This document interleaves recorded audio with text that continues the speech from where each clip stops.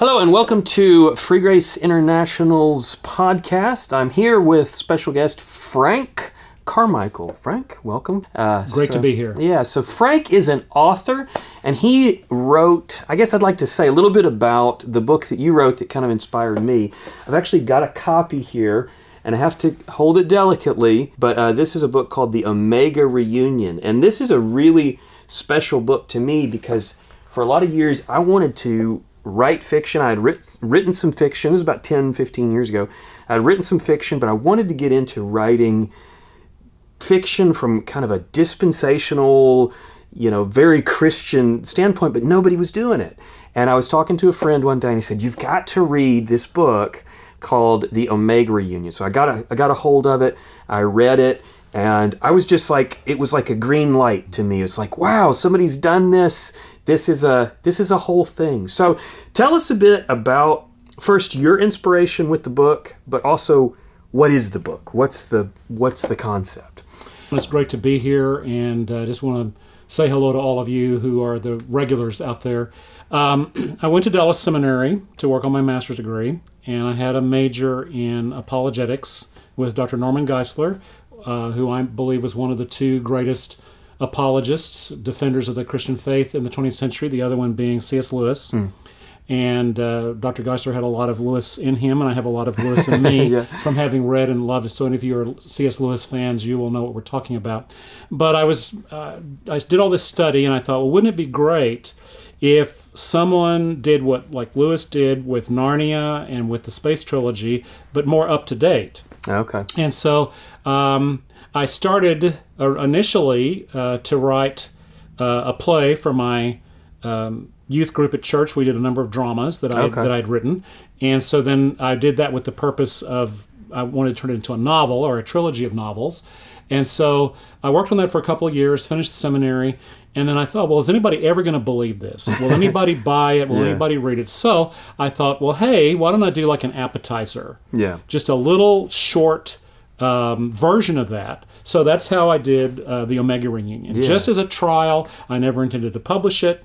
And a lot of the folks that I knew, I did hand-printed copy machine like the old days. Yeah. And so people liked it, and it fell into the hands of Zane Hodges, who was a professor at Dallas Seminary, and he had his own publishing firm, Redención Viva, and they published it, and it had a life of its own out there. It's been out of print for a number of years, but obviously it affected your life. I think it's affected a number of other people. One friend in particular, I think about a story, young man who said that heaven had never seemed real to him. Eternal state had never seemed like... he believed it. He had no doubts about it, but what would it be like? And after he read my book, he thought, well, wow, it's a real place with real people. Yeah. And so that really encouraged me. And this friend is now with the Lord. He died tragically of cancer a number of years ago, and his widow has remarried, and I still know their family. But so he knows what the real thing is. Yeah, he knows the real. But I think one misnomer to actually get into the content of the book, when we as Christians die now before the rapture, we will go to heaven. And I think that when the rapture occurs, we will be taken, based on my beliefs of prophecy. Jesus will return in the air, take us back to heaven, and then we will return with him after the 7 years of tribulation to reign. As he reigns for 1,000 years, we'll reign with him. But then at the end of that 1,000 years, Satan will have a brief... he'll have been in prison for that 1,000 years. He will be released, lead a worldwide rebellion. That rebellion will be crushed by the Lord. Then there'll be the great white throne judgment, and then eternity will start. There will be a new heaven, a new earth. The capital city of that kingdom will be the New Jerusalem. And I believe that that's not just figurative language. I don't think those are just symbols at the end of the book of Revelation, also the end of Isaiah. These are the same terminology, new heaven, new earth. But I think it's a real planet. I think it's the earth remade, recreated. And whether you take the new heaven as the sky, atmosphere around earth, or outer space, or even the heaven where God dwells, it will be renewed. So what will life be like when we, as believers now, will be in a glorified body at that time? Our bodies, according to 1 John 3 and a number of passages, we will be like him. We will see him, we'll be like him.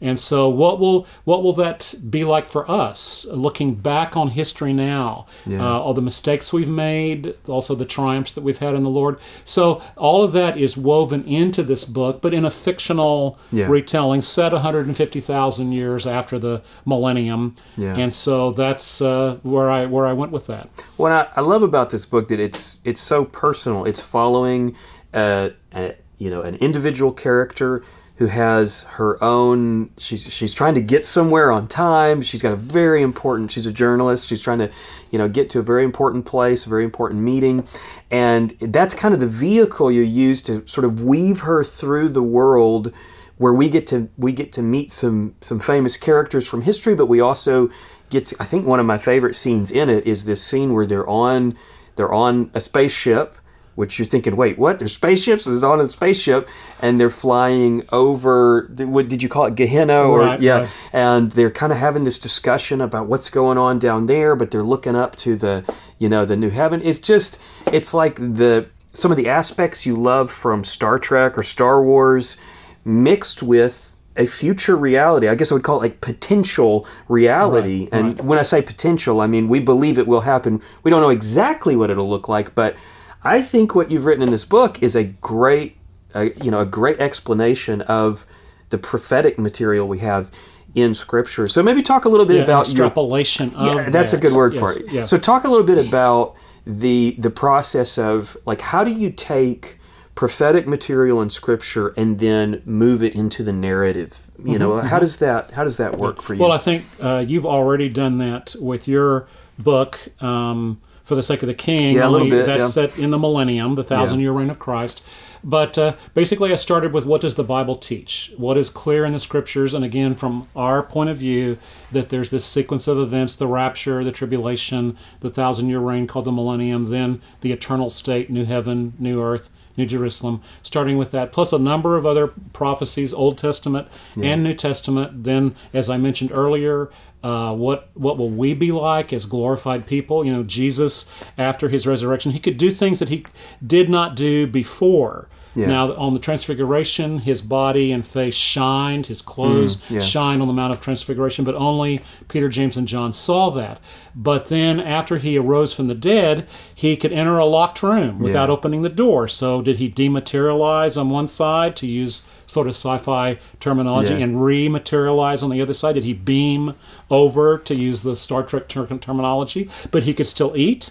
Yeah. He ate fish and a honeycomb.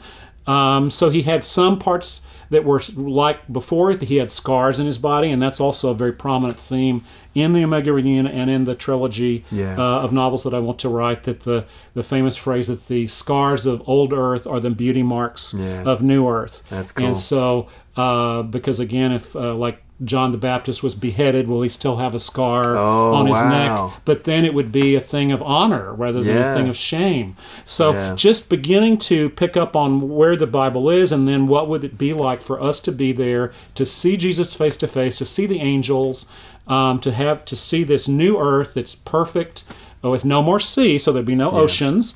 Do you think there'll be lakes? Oh, definitely. Yeah, lakes, rivers, stuff like that. And again, in the New Jerusalem and again, so many Christians over the centuries have taken this as all symbolic or figurative, but I think that the New Jerusalem will be a literal city, 1,500 miles each way, whether it's a pyramid or a sphere, we don't know that. Yeah. But it will have the river of water of life. Yeah. It will have the trees of life with leaves that are for the healing of the nations. What does that mean? Yeah.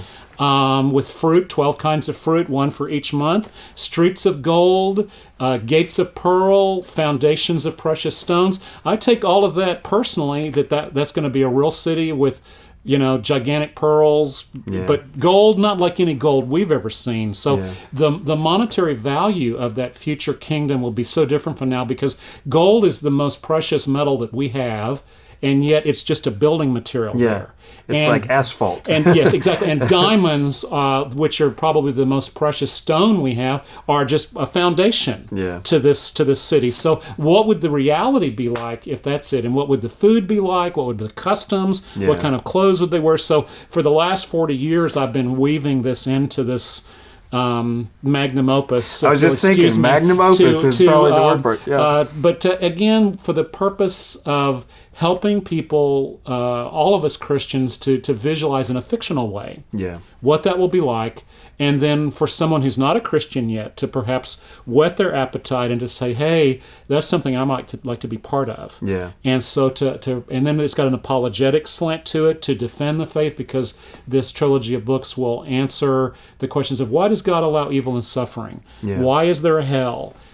Is it really possible to know this infinite God that is out there? So, but to answer those through the lives of fictional characters, and yet the answers would be just as valid now for us. So this would be biblically and I hope theologically accurate, but at the same time entertaining and fun. One of the questions that we were talking about a little bit earlier, I was with Lucas, is, will this eternal state ever be boring? If we're there for a million years, I've heard people say that. Same old, singing praises to God, serving. And so my answer is absolutely not. There'll be so many, planets and star systems and galaxies to explore, and all kinds of animal life and plant life. And will there be extraterrestrial civilizations? Well, I won't go into that part yet, but there'll certainly be so much to do and to see, and all, of course, for the glory of God. And to me, that is why it will not be boring. Oh, that's really exciting.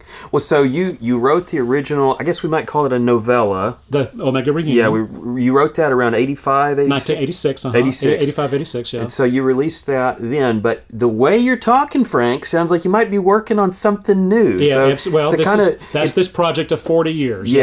So for the last 40 years, you've been sort of expanding on the ideas in this. So, but now I'm hard at work to try to get it published. Okay. So what is the expanded universe from, like, because there probably are some that have read the Omega Reunion out there that are watching. If they've read Omega Reunion, what development will they see in the trilogy that you're working on? What's the biggest one would be that if you can think of the mission, those of you who are Trekkers, fans of Star Trek, which is a very visionary series from the 1960s onward, that humankind will get to a point where we will go out to the stars, to the galaxies, and have all kinds of adventures, exploration, colonization.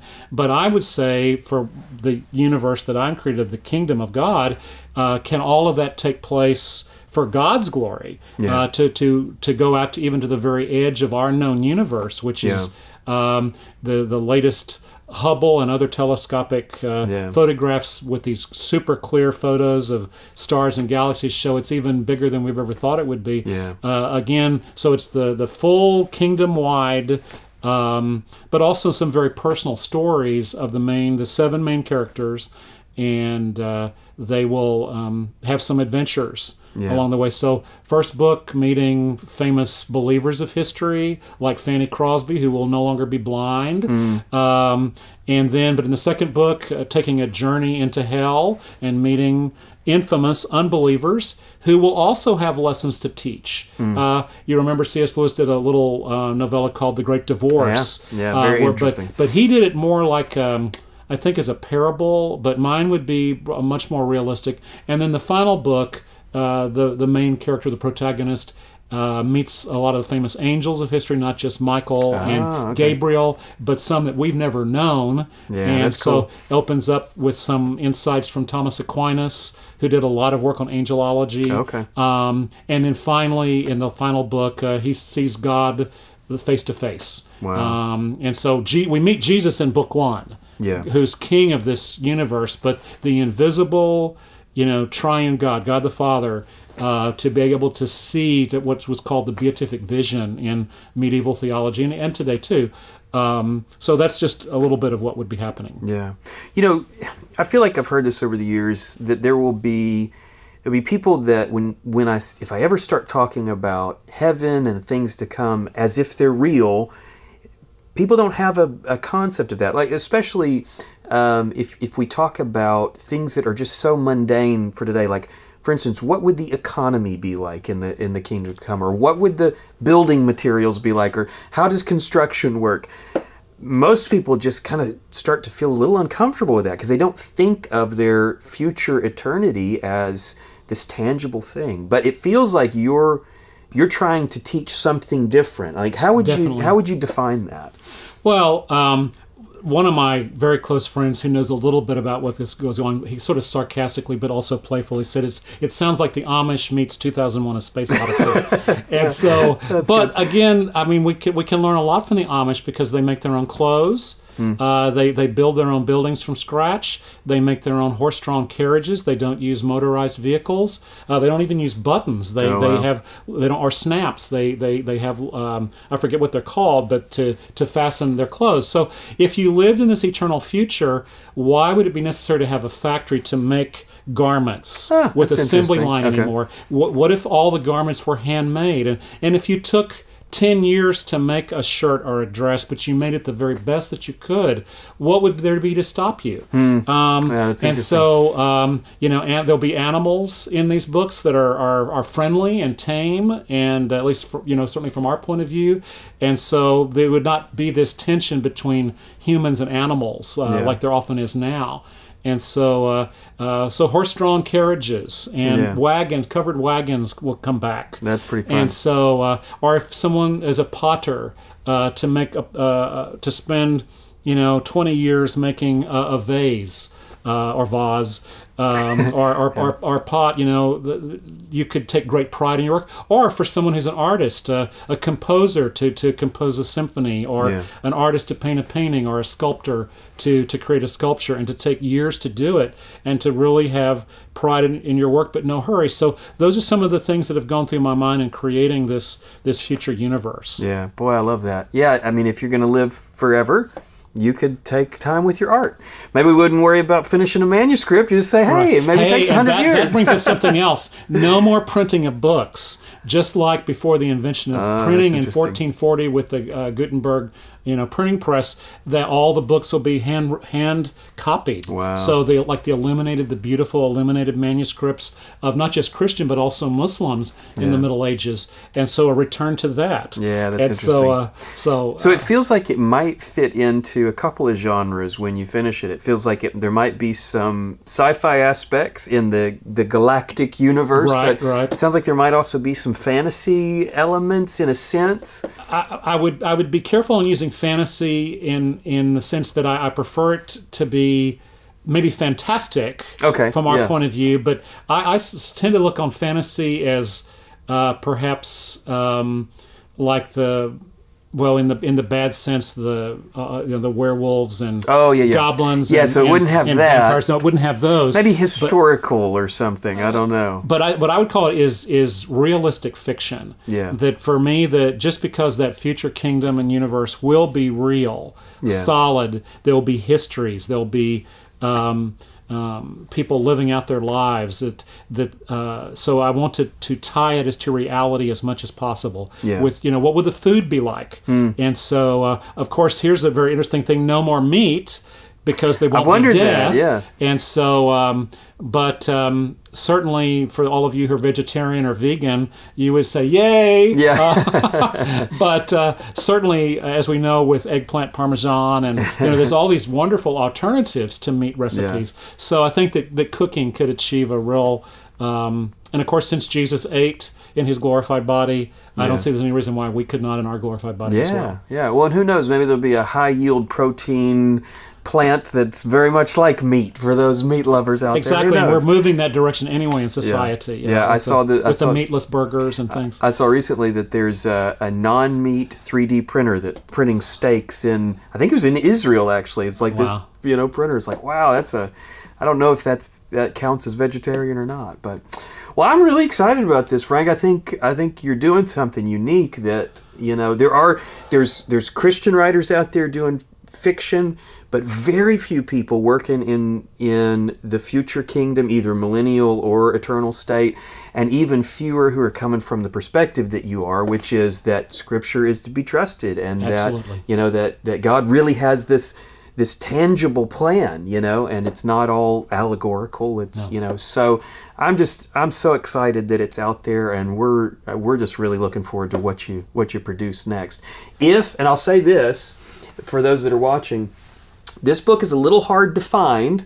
It's the Omega Reunion, but if you can find a copy of this, it's probably been out of print for, I mean, how long? Many years. Yeah, but if you, I found this on Amazon. You can find a few. Amazon's algorithm is a little funny. If the supply goes down, the price goes up. And so there's copies that are very expensive out there. I don't want you to think Frank is setting the prices. That's Amazon doing that. But if you can get a copy of that, I would highly suggest it. So, Frank, thanks so much for coming on, and we're looking forward to what you produce, and maybe we'll do it again sometime soon. Great to be here. All right, thanks.